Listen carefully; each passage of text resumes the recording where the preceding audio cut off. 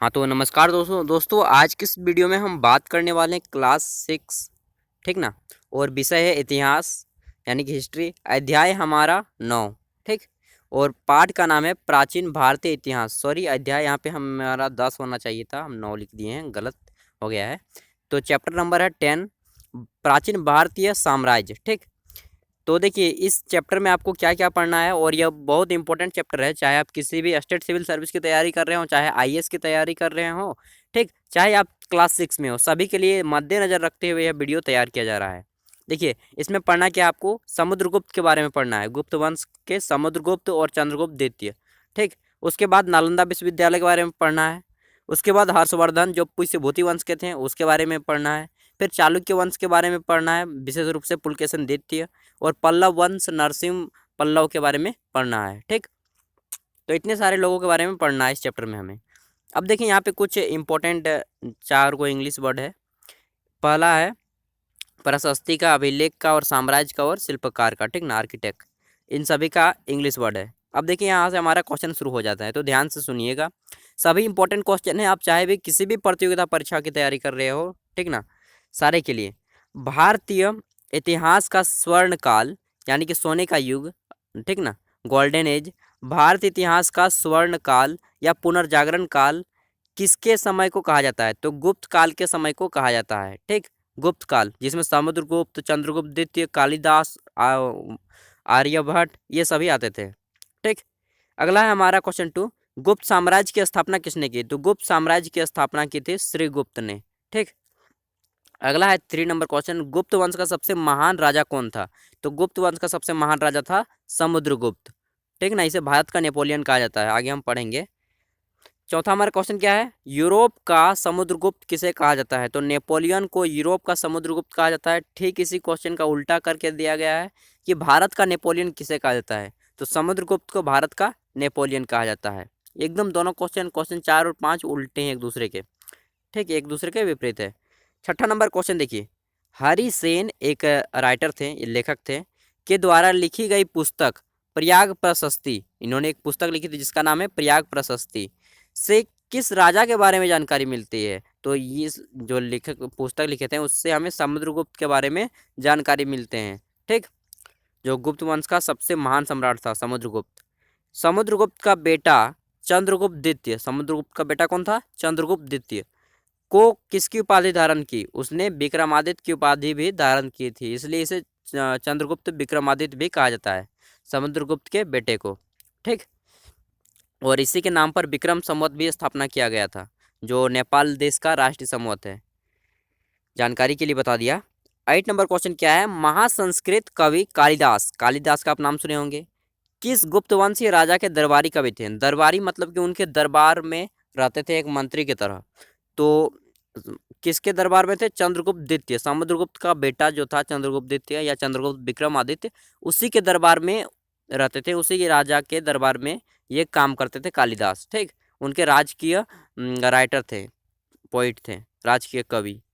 अब देखिए 9वां number question क्या है हमारा, महान खगोल शास्त्री यानी कि जो अंतरिक्ष के बारे में ज्ञाता थे, जानते थे, और गणितज्ञ आर्यभट्ट, आप सभी लोगों ने नाम सुना होगा आर्यभट्ट जी का, किस गुप्त वंशीय राजा के दरबारी थे? तो ये भी थे चंद्रगुप्त द्वितीय के। देखिए चंद्रगुप्त द्वितीय के समय ना 2 महान महान व्यक्ति थे, एक कालिदास उनके दरबार में रहता था, और एक आर्यभट्ट, ये 2 उनके राज्य में रहते थे, बड़े बड़े विद्वान। ठीक। तो चंद्रगुप्त द्वितीय के दरबार में शून्य की खोज किसने की? तो यही महान गणितज्ञ और खगोल शास्त्री आर्यभट्ट ने की थी शून्य की खोज।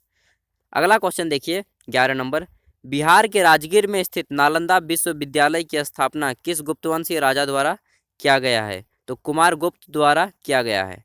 ठीक ना। क्या हमारा क्वेश्चन क्या है कि बिहार के राजगीर में स्थित नालंदा विश्वविद्यालय की स्थापना किस गुप्तवंशीय राजा द्वारा किया गया है? तो वह किया गया है कुमार गुप्त के द्वारा। समझ गए। अगला है हमारा, ये नालंदा विश्वविद्यालय राजगीर में है, जो पहले राजगृह के नाम से जाना जाता था, और यहीं पे अभी शीशे का पुल बना है। नालंदा विश्वविद्यालय, नालंदा यूनिवर्सिटी अभी बड़ा फेमस यूनिवर्सिटी बन गया है, तो ओपन यूनिवर्सिटी, आप चाहे तो एडमिशन भी करा सकते हैं वहाँ पे।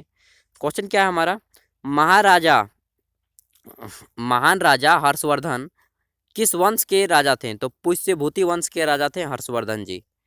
हर्षचरित्र नाम की पुस्तक, एक पुस्तक है हर्षचरित्र नाम की पुस्तक में पुष्यभूति वंश के महान राजा हर्षवर्धन की जीवनी लिखी गई है। इस पुस्तक को किसने लिखा है या फिर इस ग्रंथ को किसने लिखा है? तो वो जो लिखे हैं वान भट्ट, हर्षवर्धन के दरबारी कवि थे वान भट्ट, ठीक ना। उनके राज्य में एक कवि थे वान भट्ट जो सबसे महान कवि थे, उन्होंने ही पुस्तक लिखी है हर्षचरित्र, जिसमें हर्षवर्धन की जीवनी लिखी गई है। चीनी यात्री हैंसांग किसके शासनकाल में भारत आया? देखिए चीन का यात्री था एक हैंसांग, जो कि भारत में पढ़ने आया था नालंदा विश्वविद्यालय में। समझ रहे हैं, भारत बहुत महान व्यक्ति था, ये भारत बहुत महान देश था। जब विश्व ने पढ़ना नहीं सीखा था तब भारत ने पढ़ाना सीखा था, ठीक ना। और वही भारत आज कितना पीछे हो गया है। चीनी यात्री हैंसांग किसके शासनकाल में भारत आया था? तो हर्षवर्धन के शासनकाल में भारत आया था। यात्रियों का राजकुमार किसे कहा जाता है?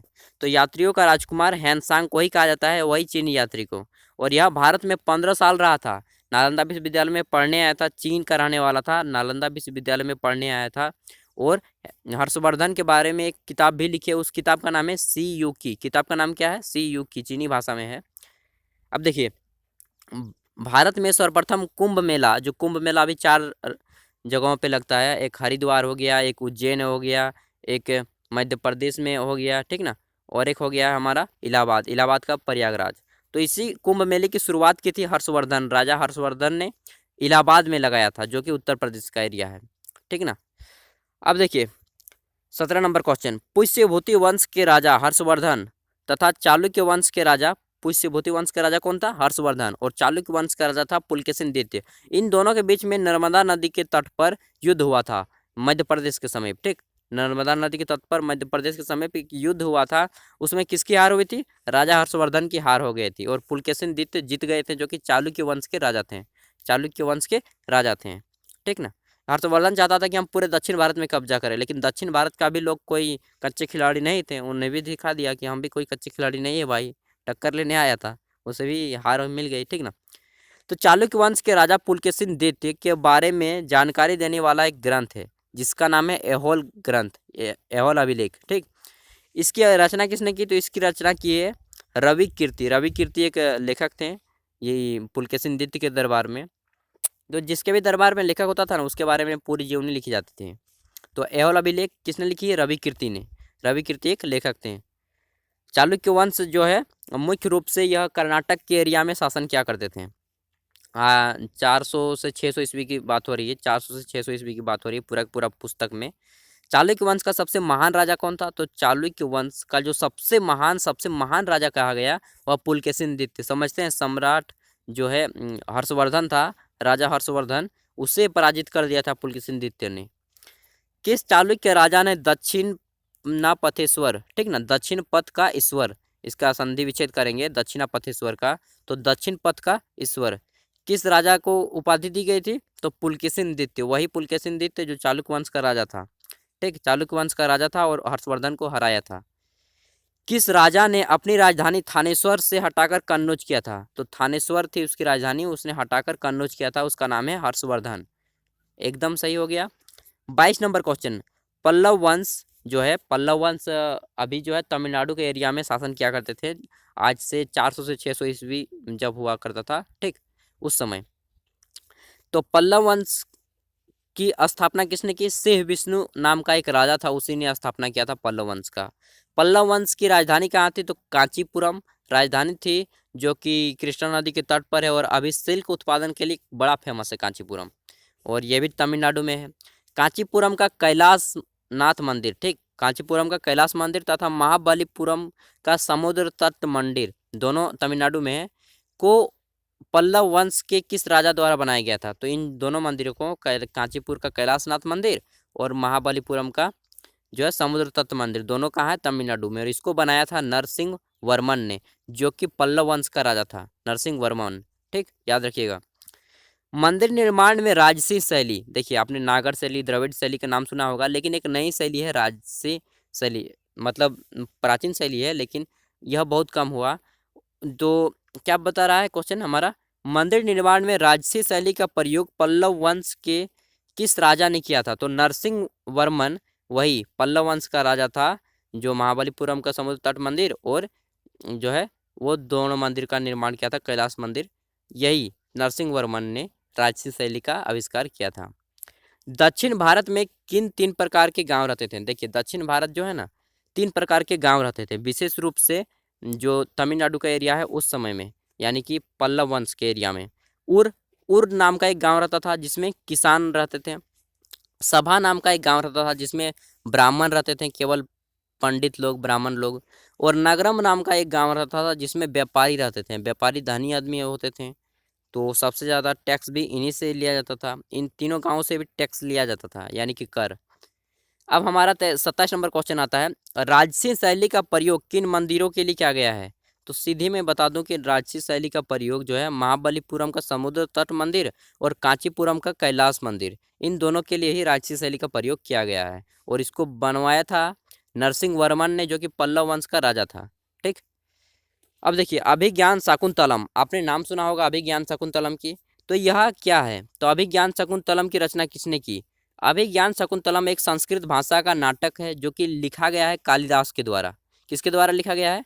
कालिदास के द्वारा। और इस नाटक में जो है राजा दुष्यंत और एक स्त्री है जिसकी नाम है शकुंतला, इन दोनों के प्रेम के बारे में कहानी में बताया गया है। ठीक ना, तो समझ गए होंगे। और 29 नंबर का क्वेश्चन है हमारा कि चीनी यात्री हैंसांग, चीन का जो यात्री था हैंसांग, जब हर्षवर्धन के द्वारा लिखी गई किन किन करों का उल्लेख किया है? देखिए चीनी यात्री हैंसांग जो है ना जो कर लिया करता था उनका उपयोग कहाँ पे करता था? ये जो टैक्स उठाता था तो उन सभी का उपयोग कहाँ पे करता था? तो जितना भी टैक्स होता था जमा, उनको 4 भागों में बांट देता था। चीनी यात्री हैंसांग कहते हैं कि हर्षवर्धन राजा अपने जितना भी टैक्स कमाता था जनता से उन्हें 4 भागों में बांट देता था। सबसे पहले तो ये 15 वर्ष भारत में रह चुका था, इसलिए इसके पास बहुत एक्सपीरियंस है हैंसांग का। और कोई छोटे मोटे तो आदमी नहीं थे उस ज़माने में विदेश भ्रमण करना। मान लीजिए आप भारत से कहीं विदेश जाते हैं तो आप कोई छोटे मोटे तो आदमी नहीं होंगे ना।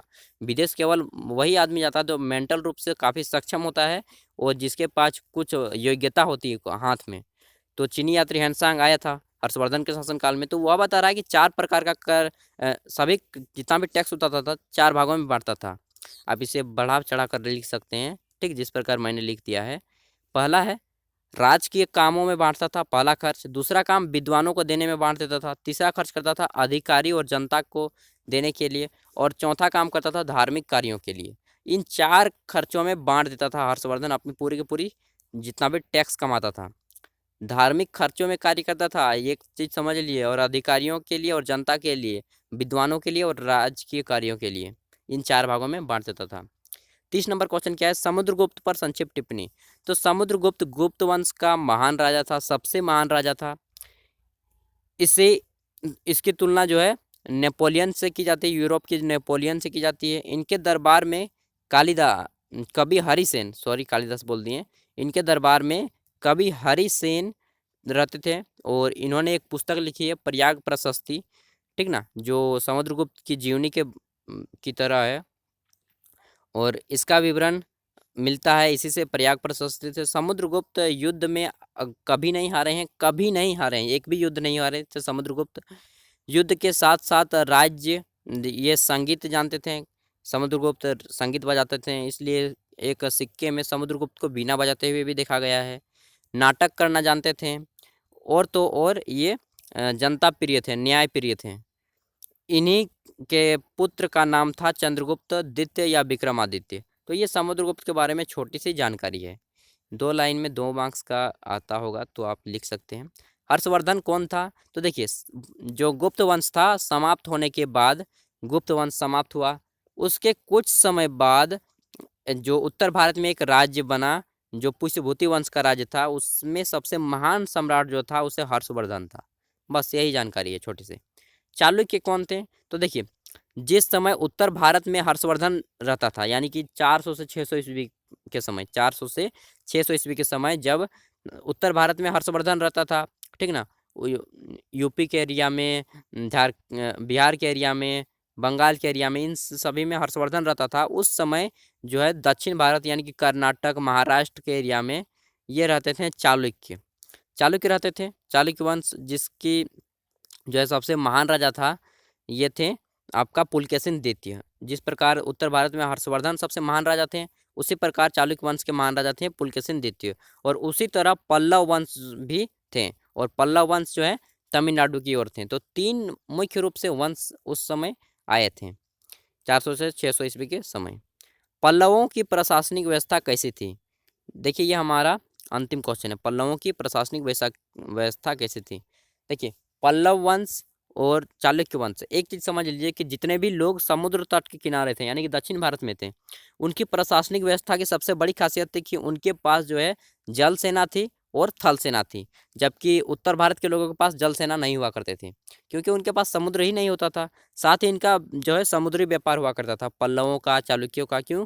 क्योंकि ये दक्षिण भारत में रहते थे, यानी कि समुद्र के एरिया में रहते थे, इसलिए वे विदेशों से जो है ट्रांजैक्शन करते थे, विदेशों से व्यापार करते थे। तो इस प्रकार, और टैक्स की बात करें तो ये टैक्स लिया करते थे अपनी जनता से।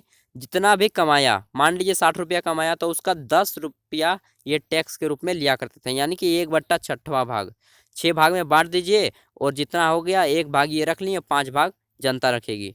यही प्रकार टैक्स लिया करते थे। और तो और दक्षिण भारत के जो लोग थे ना, वे सत्यापत्य कला यानी कि मंदिरों के निर्माण में विशेष रूप से ध्यान दिए थे, मंदिर का निर्माण विशेष रूप से करते थे, और जनता को मुख्य रूप से सेवा देते थे। जबकि उत्तर भारत के राजा लोग थोड़ा निर्दय हुआ करते थे, लेकिन दक्षिण भारत के सभी राजा जनता प्रिय थे। तो इस प्रकार हम यह चैप्टर पूरा का पूरा कंप्लीट कर लिए।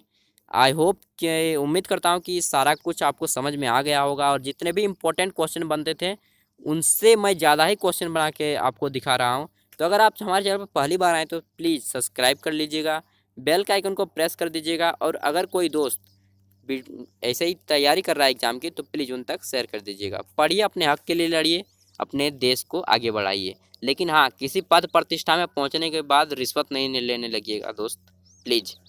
Thank you.